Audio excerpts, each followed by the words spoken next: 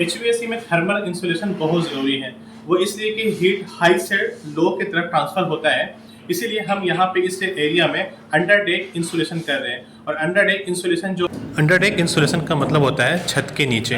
अब देखिए, इंसुलेशन करने से पहले कुछ प्रोसेस होते हैं। सबसे पहले हम उस एरिया को मेजरमेंट करते हैं जिस एरिया में हमें इंसुलेशन करना है। उसके बाद जो मेजरमेंट हमने किया वही सेम मेजरमेंट हम मटेरियल पे, जो इंसुलेशन मटेरियल है उसका हम मेजरमेंट करते हैं और वही उसी सेम साइज़ का कट करते हैं। कट करने के बाद क्या होता है कि उस मटेरियल को काटा जाता है। मटेरियल को काटने के बाद, जैसे हम यहाँ पे हेक्सा ब्लेड से उस मटेरियल को काटा जा रहा है, उस मटेरियल को काटने के बाद वो मटेरियल काफ़ी एक बड़े रोल में होता है, उस रोल से काट के अलग किया जाता है इस पीस को।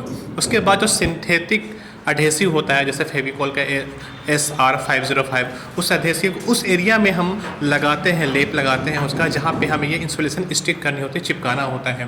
तो पूरी तरीके से प्रॉपर तरीके से हम अडहेसिव को इससे इंसुलेटेड एरिया जहाँ पे इंसुलेशन लगाना है हमें, उस एरिया में भी लगाते हैं। और इसके अलावा जो मटेरियल है उस मटेरियल में भी हम ये अडहेसिव लगाते हैं और प्रॉपर तरीके से फिर उस इंसुलेशन को उस जगह पे हम पुट करके अच्छे तरीके से इंसुलेट करके डेट मीन्स कि चिपका देते हैं।